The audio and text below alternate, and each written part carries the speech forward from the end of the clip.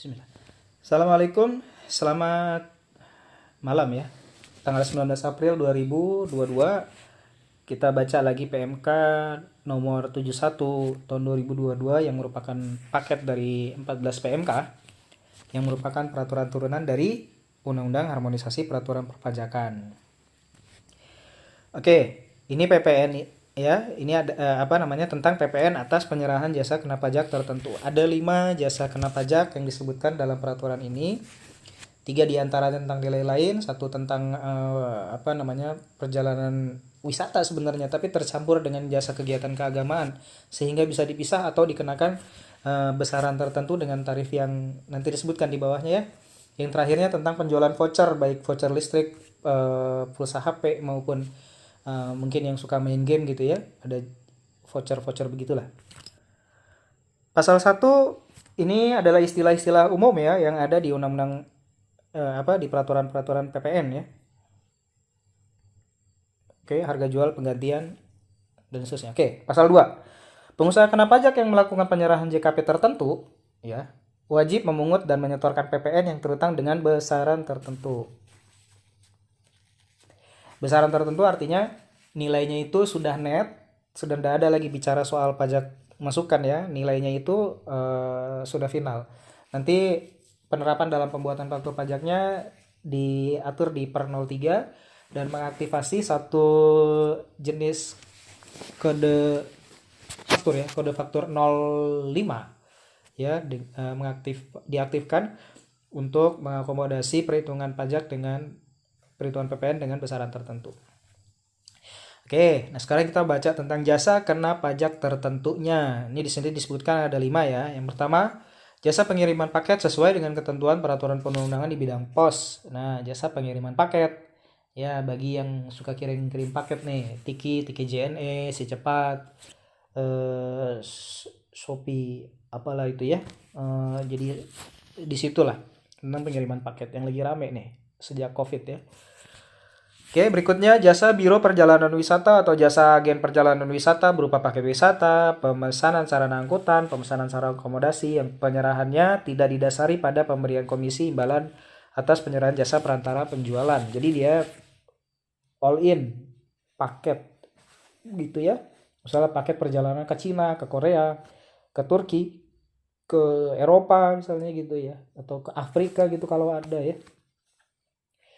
Oke, selanjutnya nomor 3, jasa pengurusan transportasi freight forwarding yang di dalam tagihan jasa pengurusan transportasi tersebut terdapat biaya transportasi. Jadi kayak misalnya pengiriman via udara. Kalau di Jayapura misalnya dari dia kirim barang dari Jayapura mau ke gunung nih, Pegunungan Bintang kah, ke Wamena kah, ke Mulia dan seterusnya ya. Kalau misalnya perjalanan lewat laut, misalnya dari Jayapura ke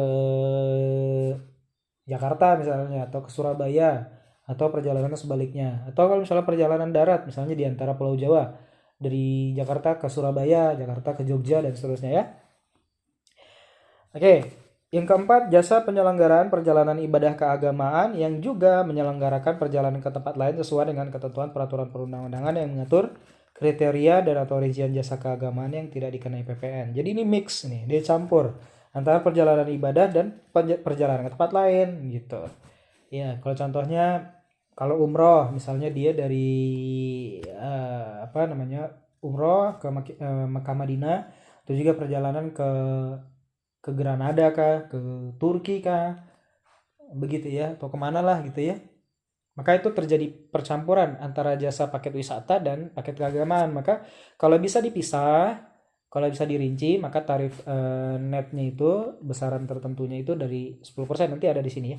Kalau misalnya dia nggak bisa dipisahin, nggak bisa dirinci, maka besaran tertentunya menggunakan tarif 5% dikalikan tarif PPN dikalikan sama si harga jual paketnya, paket gitu ya. Oke, yang kelima nih, jasa penyelenggaraan pemasaran dengan media voucher, layanan transaksi pembayaran terkait dengan distribusi voucher dan program loyalitas. Ya, voucher ya, misalnya voucher PLN, voucher pulsa ya, kartu perdana, atau juga gaming gitu ya. Nggak ngerti dah kayak gitu. Nah terus Ya, pun juga layanan transaksi pembayarannya juga atas distribusi vouchernya juga ada objek PPN di situ. Dan kalau misalnya kita abonemen, misalnya kita bayar tiap bulan apa ya model untuk voucher ini ya gitu. Yang penyerahannya tidak didasari pada pemberian komisi dan tidak terdapat selisih sesuai dengan ketentuan peraturan perundang-undangan yang mengatur mengenai penghitungan dan pemungutan PPN serta PPh atas penyerahan atau penghasilan sehubungan dengan penjualan pulsa, kartu perdana, token, dan voucher. Begitu. Oke, kita masuk ke ininya ya, tarif ya. Besaran tertentu ya. Dengan undang-undang HPP ini kita akan sering dengar kata besaran tertentu. Iya, di apa namanya kegiatan membangun sendiri, LPG juga ada, agen asuransi juga ada, di tembakau ada. Iya, begitu ya. Nah, ini di jasa tertentu juga masuk nih. Huruf A ya, besaran tertentu sebagaimana dimaksud pasal 2 ayat 1 atas penyerahan jasa kena pajak tertentu sebagaimana dimaksud pasal 2 ayat 2 huruf A yaitu sebesar 10%. Ini kalau tadi apa nih pengiriman paket ya. Kalau pengiriman paket adalah 10% dikalikan tarif dikalikan dengan penggantian. Begitu. Kalau untuk pengiriman paket. Misalnya harga paketnya berapa, di situ ada PPN-nya apa segala macam, maka tarif 11%. Tarifnya adalah tarif 10 dikalikan tarif PPN. Jadi tarif efektifnya di 1,1 dikalikan penggantian sehingga didapat nilai besaran tertentunya. Oke, itu tadi soal paket ya. Huruf B yaitu sebesar 10% dari tarif PPN sebagaimana diatur dalam pasal 7 ayat 1 tentang UU PPN ya. Dikalikan dengan harga jual paket wisata, sarana angkutan dan akomodasi.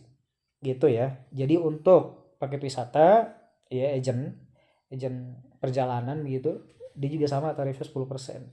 Oke, yang ketiga yaitu sebesar 10% dari tarif PPN sebagaimana diatur pasal 7 dikalikan dengan jumlah yang ditagih atau jumlah yang seharusnya ditagih. Ini untuk jasa freight forwarding ya. A, B, C itu sebelumnya ada di nilai lain di PMK 75 tahun 2010 yang udah diganti di PMK 121 tahun 2015 ya. Oke. Nilai lain ya sebelumnya ya. Sekarang menjadi besaran tertentu. Oke. Nah, untuk huruf D. Nah, ini huruf D terbagi dua nih karena dia sebenarnya adalah jasa paket wisata tapi bercampur dengannya adalah jasa perjalanan agama, dan perjalanan agama itu kan kegiatan keagamaan itu kan bukan objek PPN gitu hukum asalnya, akan tetapi karena dia mix nyampur maka di sini diatur tersendiri ya.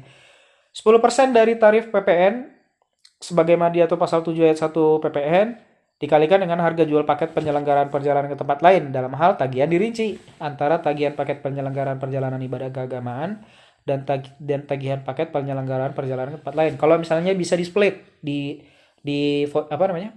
Di invoice-nya dipecah, maka sebenarnya yang dikenakan pajak itu adalah paket perjalanan ke tempat lain gitu. Ibadah keagamaannya tidak gitu. Itu kalau bisa dirinci. Nah, kalau tidak bagaimana? Kalau tidak maka dikalikan apa namanya? Cara ngitungnya besaran tertentunya adalah 5% dikalikan PPN tarif PPN lalu dikalikan dengan harga jual keseluruhan paket. Dalam hal tagihan tidak dirinci ya. Gitu. Nah, terakhir huruf E yaitu sebesar 10% dari tarif PPN sebagaimana diatur dalam pasal 7 UU PPN dikalikan dengan harga jual voucher. Harga jual voucher yaitu. Jadi harga jual voucher exclude dengan besaran tertentunya itu. Oke, untuk freight forwarding di pasal 4 diatur tersendiri ini. Biaya transportasi freight charge sebagaimana dimaksud dalam pasal 2 ayat 2 huruf C merupakan biaya transportasi yang dibayar atau yang seharusnya dibayar oleh penerima jasa berupa biaya transportasi dengan menggunakan moda angkutan berupa pesawat, kapal, kereta api, dan atau angkutan di jalan. Oke, tadi kita udah sebutkan contoh-contohnya ya. Cukup jelas. Pokoknya kalau ada biaya transportasi di situ, maka dia menjadi freight forwarding. Gitu. Ya. Di PP-nya ada, bukan di PP-nya, ada di PP-nya. Iya. Begitu. Baik. Pasal 5 ini tentang pajak masukan.